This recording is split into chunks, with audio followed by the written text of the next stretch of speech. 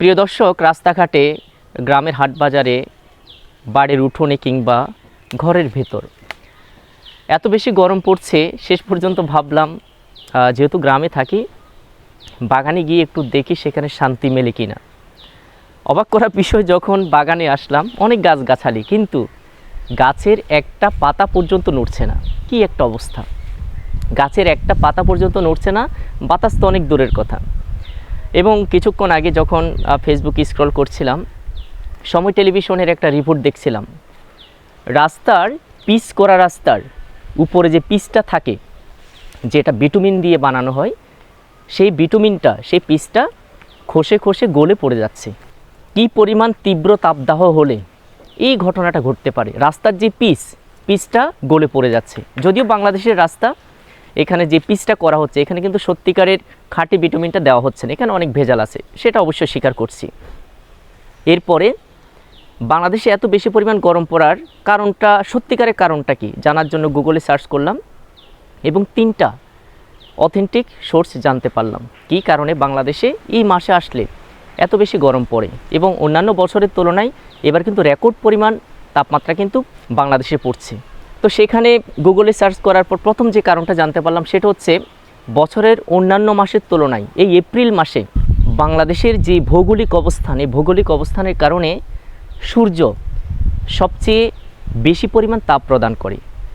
আমরা জানি পৃথিবী কিন্তু গোলাকার নয়, কিছুটা চ্যাপ্টা টাইপের, এবং পৃথিবীর প্রত্যেকটা প্রান্ত সূর্য থেকে সবসময় সমান দূরত্বে থাকে না। যেহেতু পৃথিবী ঘুরছে প্রতিনিয়ত, আবার সূর্যকে কেন্দ্র করে পৃথিবী ঘুরছে, সেই কারণে সূর্যের যে আলো, সূর্যের যে কিরণ, সেটাও কিন্তু পৃথিবীর উপর সব দিকে সমানভাবে পড়ে না। এই এপ্রিল মাসে আমাদের পৃথিবীর বাংলাদেশের লোকেশান যেটা, সে বাংলাদেশটা সূর্যের একেবারে কাছাকাছি থাকে। এই কারণে এপ্রিল মাসে সবসময় বাংলাদেশে একটু গরম বেশি পড়ছে, কারণ এই সময়ে খারাপভাবে বাংলাদেশের উপর দিয়ে কিন্তু তাপটা বিকিরণ করছে সূর্য। পৃথিবীর অন্যান্য প্রান্তের তুলনায় বাংলাদেশটা সূর্যের খুব নিকটবর্তী হওয়ায় এখানে খুব বেশি গরম পড়ে। প্রথম কারণ হচ্ছে এটা। দ্বিতীয় কারণ যেটা, সেটা আপনারা স্ক্রিনে দেখতে পাচ্ছেন, একটা পোস্টার লেখা আছে, গাছ লাগান পরিবেশ বাঁচান। প্রিয় দর্শক, একটা সময় গাছ সত্যি সত্যি লাগানো হতো, এখন কিন্তু শুধু সচেতন করা হয়।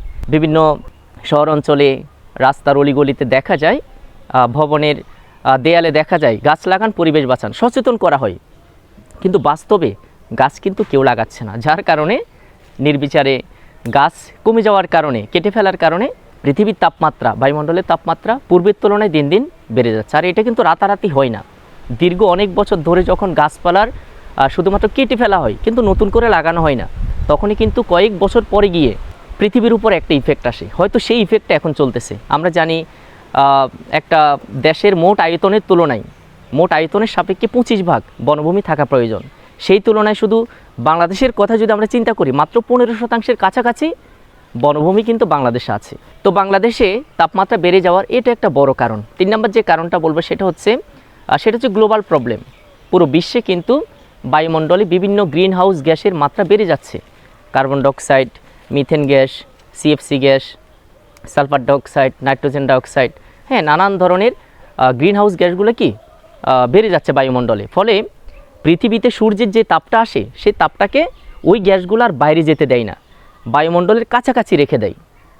যার কারণে পৃথিবীর তাপমাত্রা অত্যধিক পরিমাণে বেড়ে যাচ্ছে। শুধুমাত্র বাংলাদেশ না, এই গ্রিন হাউস গ্যাসের বৃদ্ধিজনিত কারণে পুরো পৃথিবীর তাপমাত্রা কিন্তু বেড়ে যাচ্ছে। তবে বাংলাদেশের কথা যদি বলি, বাংলাদেশে কিন্তু বনভূমি আর আগের মতো নেই।